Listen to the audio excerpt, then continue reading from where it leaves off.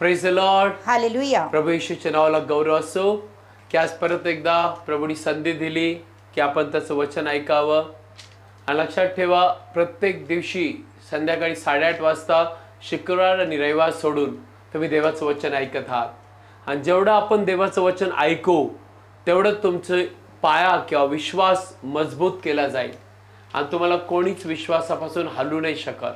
कारण बायबल सांगतं, जो व्यक्ती देवाचं वचन ऐकतो आणि त्याप्रमाणे करतो तो शहाण्या व्यक्तीसारखा आहे. वादळ वारं आलं, त्या घराला लागलं, पण ते पडलं नाही. Praise the lord. हालेलुया. या सगळे एकत्र बसूया आणि आपण सगळे लोक देवाचं वचन ऐकूया. कारण बायबलमध्ये लिहिलंय, काल आपण वाचलं याकोबाचे पत्र 4 अध्याय 8 वचन. प्लीज पहिला भाग वाचूया. देवाजवळ या म्हणजे तो तुम्हाजवळ येईल. बायबल सांगतं की देवाजवळ या म्हणजे देव तुमच्याकडे येईल. काही लोक मला म्हणतील की पास्टर, आम्ही ऑलरेडी प्रभू येशू मध्ये आहोत. पास्टर, आम्ही येशूला जीवन दिलंय. पास्टर, देव ऑलरेडी आमच्यामध्ये, आम्ही देवामध्ये आहोत. नो, बायबल सांगतं तुम्ही आणि मी प्रभू मध्ये आहोत, पण देवाची इच्छा आहे की आपण स्थिर किंवा तिथंच नसावं. आपण देवाची इच्छा आहे रोज आणि रोज त्याच्या कृपेत आणि ज्ञानात आणि त्याच्या संगतीमध्ये वाढावं. आमेन. तुम्ही 2 पेत्र काढलं, प्लीज कृपा करून काढूया. 2 पेत्र, ज्यांच्याकडे बायबल आहे त्यांनी कृपा करून काढूया. 2 पेत्रामध्ये आपण आहोत आणि 3रा अध्याय असं सांगतो. प्लीज वाचूया. 2 पेत्र 3रा अध्याय आणि प्लीज 19 वचन. सॉरी 2 पेत्र मिळालं. आमेन. ओके, प्लीज 18 वचन. 2 पेत्र 3रा अध्याय आणि 18 वचन. तर तुम्ही आपला प्रभू व तारणारा येशू ख्रिस्त याच्या कृपेत आणि ज्ञानात वाढत जा.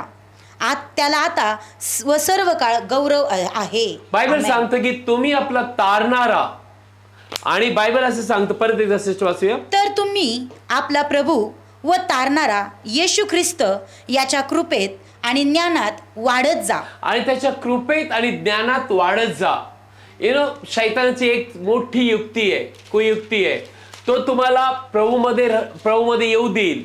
तो तुम्हाला प्रभूमध्ये तिथंच ठेवेल. ते वाढू नाही देणार. कारण त्याला माहिती आहे, हे जर का वाढले तर हे मोठमोठे देवाचे अभिषिक्त लेकरं किंवा दास किंवा सेवक किंवा सेविका होतील आणि मग त्याला टिकू नाही देणार. म्हणून बायबल सांगतं की तुम्ही त्याच्या कृपेत व ज्ञानात. ज्ञान कुठलं? जगातलं नाही, बायबलचं ज्ञान.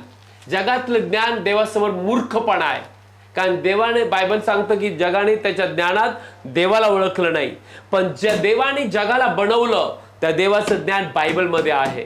आणि बायबल सांगतं खुद्द येशू ख्रिस्तामध्ये ज्ञानाचे आणि बुद्धीचे ठेवे. Praise the lord. हालेलुया. आणि ज्यावेळेस तुम्ही आणि मी देवाचं वचन ऐकतो आणि लक्षात ठेवा, देवाच्या जवळ कृपेत आणि त्याच्या ज्ञानात वाढतो, तुम्हाला कुठलीच गोष्ट उणी पडणार नाही. Yes, amen. Praise the lord. Hallelujah. Hallelujah. Hallelujah. आता अशी वेळ आली की तुम्हाला बरं आणि वाईट कळालं पाहिजे.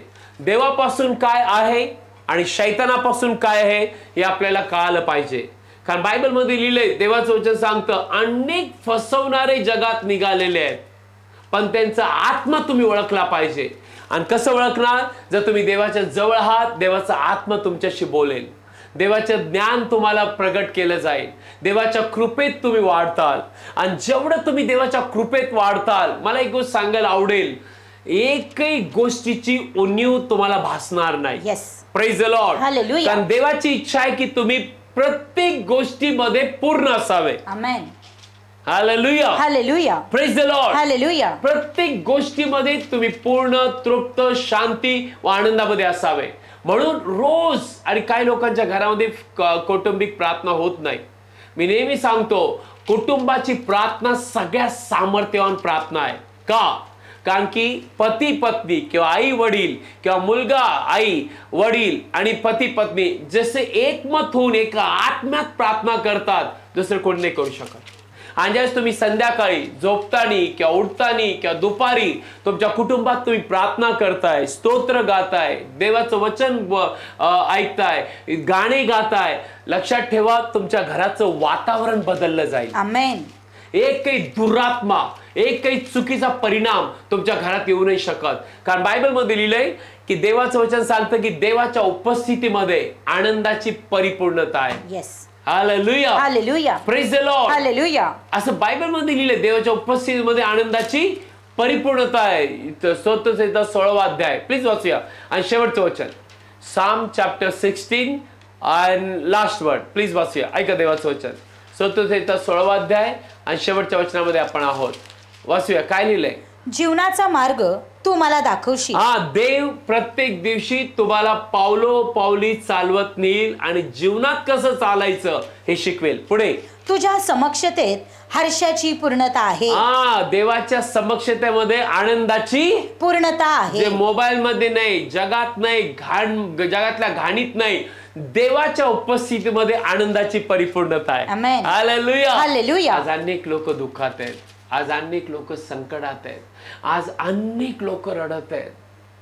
परवा दिवशी एका आईने मला फोन केला की पास्टर, माझा 21 वर्षाचा मुलगा असेल, पास्टर, दारू पिऊन पिऊन त्याचे लिव्हर, त्याचं पूर्ण शरीर सडलं आणि शेवटी त्याने प्राण सोडला. अनेक वेळा मी या मुलासाठी प्रार्थना केली. अनेक वेळा मुलाला सांगितलं, प्लीज त्या वाटेवर जाऊ नको, देवाकडे वळ, देवाकडे ये, तुझं भविष्य घडवलं जाईल. पण यांनी नाही ऐकलं आणि हा पृथ्वी सोडून निघून गेलाय. प्लीज कृपा करून ऐका. आम्ही पास्टर लोक देवाने पाठवलेले दूत आहोत. आम्ही पास्टर लोक देवाने पाठवलेले वकील किंवा तुमच्यासाठी पाठवलेले एक संदेश ते आहोत. का? जेणेकरून तुम्ही देवाचा मार्ग समजून घ्या. देवाच्या उपस्थितीशिवाय आनंद नाहीये. पुढे असलेलं वाचूया. तुझ्या उजव्या हातात सुखे सर्व काळ आहेत. तुझ्या उजव्या हातात सुखे सर्व काळ आहे. Imagine, imagine, imagine. कल्पना करा की देवाच्या उजव्या हातात सुखे सर्व काळ, तो प्रभू येशू तुमच्यामध्ये आहे. आमेन. आणि तो जर तुम्हाला रोज कळाला की प्रभू येशू मध्ये मी कोण आहे, प्रभू येशू मध्ये माझ्यासाठी काय ठेवलेलं आहे, प्रभू येशू ख्रिस्तामध्ये मी कसा असलो पाहिजे, प्रभू येशू ख्रिस्तामध्ये माझ्यासाठी काय काय गोष्टी आहेत, हे कळणं खूप गरजेचं आहे. आणि ह्याच्यापासूनच शैतान लांब ठेवतो.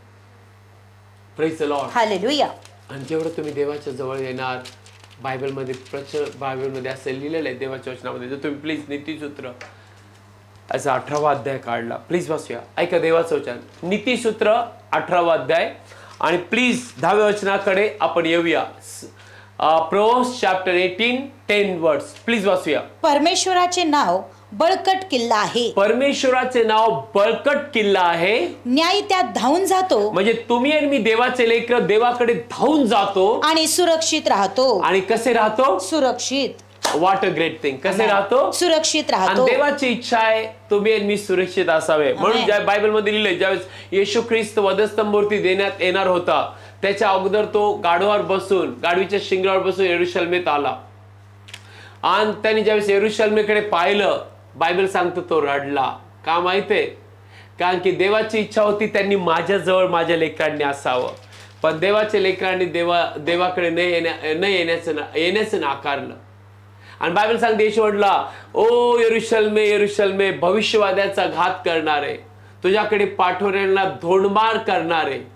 म्हणजे देवाने ज्यांना पाठवलंय त्यांना धोंडमार करणारे, भविष्यवादी जे पाठवले त्यांचा घात करणारे. जशी कोंबडी आपल्या पिल्लांना आपल्या पंखाखाली घेते. सी, देव कोणाचं उदाहरण देतोय. जशी कोंबडी आपल्या पिल्लांना पंखाखाली घेते. का? कारण कोंबडीला माहित आहे माझी पिल्ल माझ्या पंखाखाली सुरक्षित असतील. एक दिवशी मी एक क्लिप बघत होतो आणि डिस्कवरीवरती तिथे एक कोंबडी होती. तिला आय थिंक सो 8-10 पिल्ल असतील. आणि मी बघितलं त्या क्लिपमध्ये की ती कोंबडी आणि पिल्ल त्या ठिकाणी होते. अचानक तिथे एक साप आला. लक्षात ठेवा, तिथे साप आला आणि ते सापाला ते पिल्ल खायचे होते. पण ज्यावेळेस त्या कोंबडीने त्या सापाला पाहिलं, काय झालं, ते सगळे पिल्ल कोंबडीच्या मागे आले आणि कोंबडी पिल्लाच्या पुढे उभं राहिली आणि पंख असे काढून आणि सापासमोर उभी राहिली. सापाला काहीच करता येईना. साप दंश मारायचा पण कोंबडी पंखावरती घ्यायची आणि कोंबडी त्याला चोच मारायची आणि पिल्ल सगळे पंखाखाली लपलेले. What a seen it was. काय सीन होता. आणि देव म्हणतो, जशी कोंबडी आपल्या पिल्लांना पंखाखाली घेते तसं मी तुला कितीतरी वेळा उत्पत्तीपासून तर आतापर्यंत तुला पंखाखाली घ्यायचे माझी इच्छा आहे, पण तू नाही आली. आणि तुझा नाश तुझ्या समोर. प्लीज कृपा करून ऐका. देव बाप प्रभू येशू तुमच्यावर खूप प्रेम करतो. त्याने जर आपला प्राण आपल्यासाठी दिलाय तर असं लिहिलंय, जर तुम्ही प्रासलं रोमक्रस पत्र 8वा अध्याय आणि 31 आणि 32 वचन, व्हेरी इम्पॉर्टंट. वाचूया, ऐका देवाचं वचन.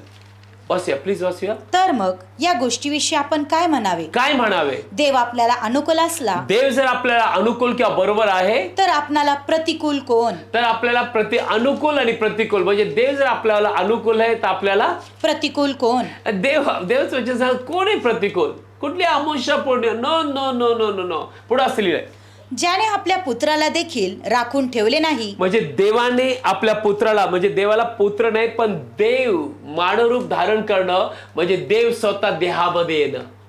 देवाने पॉसिबल सिस्टर, ज्याने आपल्या पुत्राला देखील राखून ठेवले नाही, Okay. तर आपणा सर्वांकरिता त्याला देऊन टाकले, Okay. तो त्याच्याबरोबर आपल्याला सर्व गोष्टी कशा देणार नाही? ना, हे देवाचं वचन आहे. त्याने जर आपल्या पुत्राला राखून ठेवले, सगळ्यात सगळ्यात मौल्यवान बी म्हणता येणार नाही, येशू ख्रिस्ताला आपल्यासाठी जगासाठी पापासाठी दिलं, तर बाकीच्या गोष्टी नाही देणार का? Yes. पण प्रॉब्लेम हा आहे की जर आज काही लोकांना देवाने सर्व आशीर्वाद दिले, मी नेहमी पाहिलेलं आहे, त्यांची प्रार्थना कमी होते, ते देवापासून लांब जातात, ते चर्चला येत नाही, ते बिझी होतात, आणि मग म्हणतात टाईम नाही आहे, आणि ते जगात वाहत जातात. लक्षात ठेवा, प्रत्येक गोष्ट जगात तुम्हाला दिली जाते देवापासून, ती गोष्ट त्याच्याही पलीकडे एक गोष्ट आहे, आणि ती गोष्ट म्हणजे जर देवबाप तुमच्या बरोबर आहे तर तुम्ही प्रत्येक गोष्टीचा आनंद 100% घेऊ शकता. आमेन. पण जर देव कुठल्या तुमच्याबरोबर नाहीये आणि बाकी सगळ्या गोष्टी तुम्ही, आज मोठा बिझनेस आहे, मोठं दुकान, मोठा व्यवसाय, मोठी नोकरी, मोठं प्रमोशन, हॉटेल आणि मोठे मित्र, कुछ फायदा नाही. काय माहितीये? कारण सगळं बायबल सांगतं जे जगात आहे ते फक्त देहाची वासना, डोळ्याची वासना आणि संसाराची फुशारकी, पण जो येशूमध्ये आहे तो सर्व काळ टिकेल. आमेन आमेन. आणि म्हणून जे देवबाप देतो, देवाबरोबर तुमचं जर नातं आहे, तर मी तुम्हाला सांगेल तुम्ही रोज सुखी असतात. Yes. Praise the lord. Hallelujah. म्हणून जर देवाने आपला एकुलता एक पुत्र राखून नाही ठेवला, बाकीचं नाही देणार, आज येशूच्या नावात तुमच्यासाठी मोठ्या गोष्टी देव करेल. आमेन. आपलं हृदय देवासाठी उघडा, प्रभूला सांगा, प्रभू माझं नातं तुझ्याशी मी पक्क करेल, मी तुझ्या उपस्थित यायचं केव्हा विसरणार नाही, केव्हाच माझा पाव मागं नाही ठेवणार, माझा विश्वास कमी नाही होणार, माझा आविष कमी नाही होणार, माझं तुझ्याबद्दलचं प्रेम कमी नाही होणार, चाहे मी कुठे असो प्रभू मी तुझ्यावरती प्रेम करत राहील. आमेन. नियर अबाउट जवळजवळ 6 महिने आम्ही जेलमध्ये होतो. इमॅजिन, लोक मला म्हणायचे, पास्टर तुम्ही, फादर तुम्ही नरकामध्ये आलेले आहात. मी काय म्हणायचो त्यांना, जिथं मी आहे तिथं येशू आहे, आणि जिथं येशू आहे तिथं स्वर्ग आहे. आमेन. आणि त्या ठिकाणी देवाने आम्हाला वापरलं त्याच्या गौरवासाठी. लिटरली तुम्ही नाही राहू शकत, जगू नाही शकत. त्रास, दुःख, रडणं, वेदना आणि प्रचंड त्रास, पण ज्यावेळेस देव तुमच्या बरोबर आहे तुम्ही कुठे राहू शकता. Praise the lord. हालेलुया. का? कारण की तिथं देवबाप तुमच्या बरोबर राहतो, आणि तुमच्या हृदयाला ज्याची गरज आहे ती शांती, तुम्हाला ज्या आरोग्याची गरज आहे ते आरोग्य, तुम्हाला ज्या विजयाची गरज आहे तो विजय, तुम्हाला ज्या कृपेची गरज आहे ती कृपा सर्व देव पुरवतो. आणि आज येशूच्या नावात तुम्हाला देखील पुरवणार. आमेन. देवाच्या जवळ या, प्रभू येशूला रोज हाक मारणारे बना. जर तुम्ही स्वर्गाला हाक मारत आहात, तुम्ही पृथ्वीवरती कोणाकडे हात पसरणार नाही. जर तुम्ही स्वर्गाची नातं जोडलेलं आहे, बाकी सगळे नातं देव सांभाळेल पृथ्वीवरचे. जर तुम्ही देवाबरोबर विश्वासू आहात, बाकी सगळ्या गोष्टी देव तुम्हाला कनेक्ट करेल, आमेन, जोडून टाकेल. Praise the lord. Hallelujah. So आता वेळ आहे, मी तुमच्यासाठी प्रार्थना करेल. आपण आज अशी प्रार्थना करू की प्रभू माझं तुझ्याशी नातं अजून अजून पक्क होऊ दे. या आपले डोळे बंद करूया.